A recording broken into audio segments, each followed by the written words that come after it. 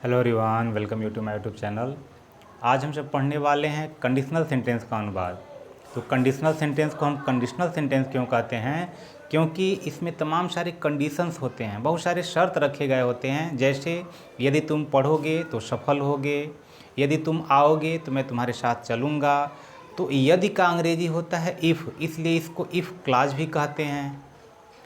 तो if clause वाले sentence का हम अनुवाद किस प्रकार से करते हैं हम इस वीडियो लेक्चर में देखेंगे। तो ये दो प्रकार के होते हैं, एक होता है प्रेजेंट कंडीशनल सेंटेंस और एक होता है पास्ट कंडीशनल सेंटेंस। तो आज का जो हमारा टॉपिक है वह है प्रेजेंट कंडीशनल सेंटेंस।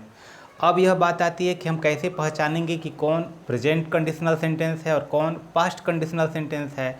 तो प्रेजेंट वाले में अभी काम पूरा नहीं हुआ रहेगा, वह भविष्य में होगा, यानी फ्यूचर में वह कार्य होगा। जैसे सेंटेंस देखते हैं, यदि तुम गए तो मैं नहीं खेलूँगा। अभी काम हुआ नहीं है, यदि तुम गए तो मैं नहीं खेलूँगा, अभी यह भविष्य में होने वाला है, तो इसलिए यह प्रेजेंट कंडीशनल सेंटेंस है। तो अब प्रेजेंट कंडीशनल सेंटेंस का हम अनुवाद कैसे करते हैं? तो जो इसमें इफ़ आता है या अगर आता है, इसकी अंग्रेजी होती है इफ़। उसके बाद हम अनुवाद करते हैं सिंपल प्रेजेंट या प्रेजेंट इंडिफिनिट कह लीजिए, प्रेजेंट इंडिफिनिट। उसके बाद यहाँ तो के लिए हम कॉमा लगाते हैं।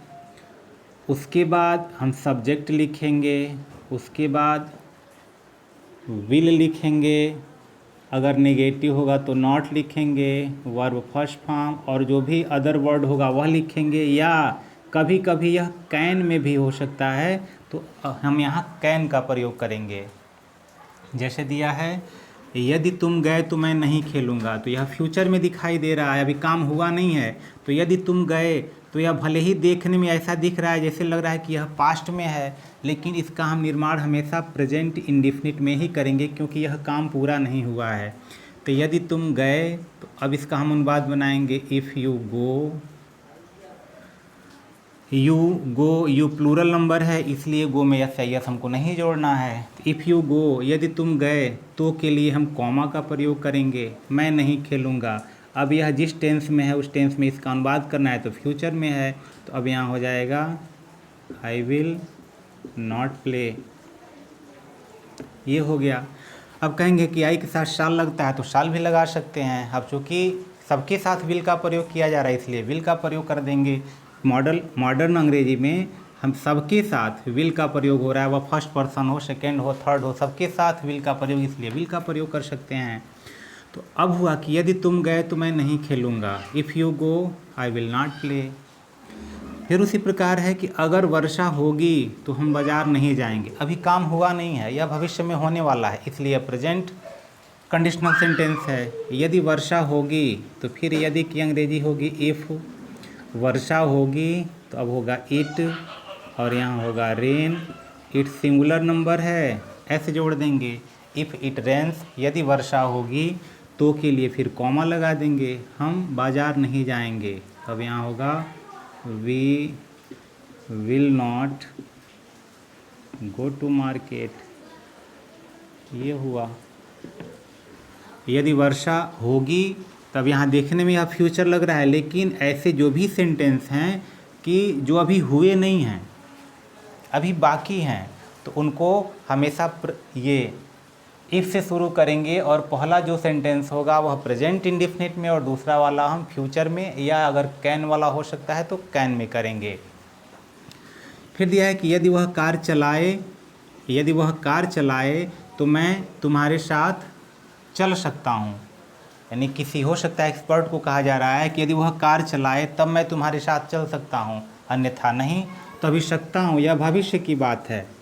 यदि वह कार चलाए, तो फिर यहाँ अगर हम इसका अनुवाद बनाते हैं तो ये हो जाएगा इफ़ ही ड्राइव्स कार, तो के लिए कॉमा, मैं तुम्हारे साथ चल सकता हूँ, तो अब यह कैन का प्रयोग हो जाएगा, I can go with you. ये हो जाएगा I can go with you.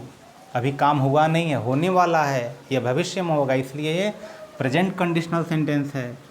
अगला दिया है कि अगर अध्यापक आज पढ़ाएंगे तो हम पढ़ेंगे, अभी पढ़ाए नहीं हैं, तो इसलिए अभी काम पूरा नहीं हुआ है, तो प्रेजेंट कंडीशनल सेंटेंस में आ जाएगा।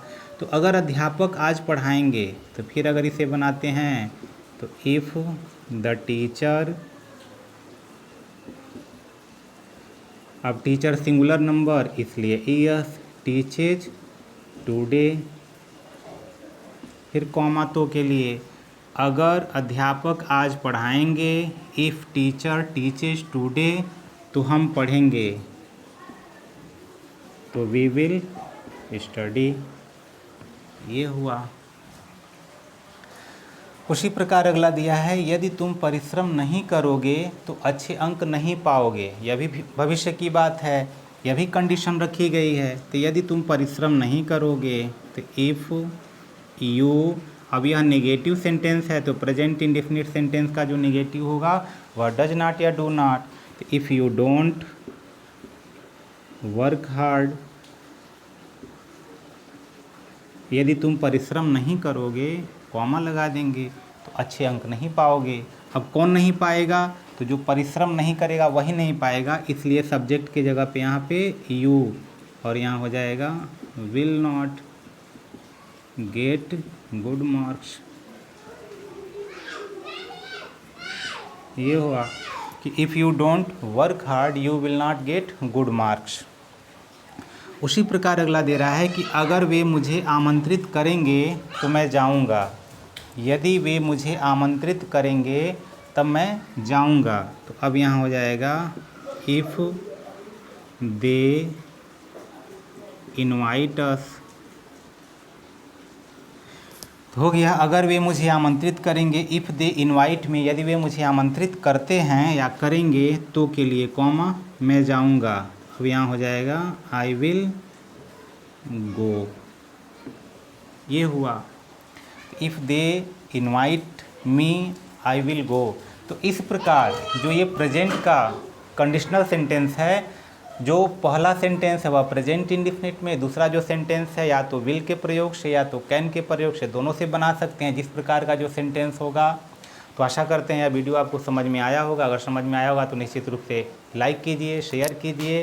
यदि अब तक आपने इस चैनल को सब्सक्राइब नहीं किया तो सब्सक्राइब भी कर दीजिए। फिर मिलते हैं किसी अन्य वीडियो में, तब तक के लिए बहुत बहुत धन्यवाद।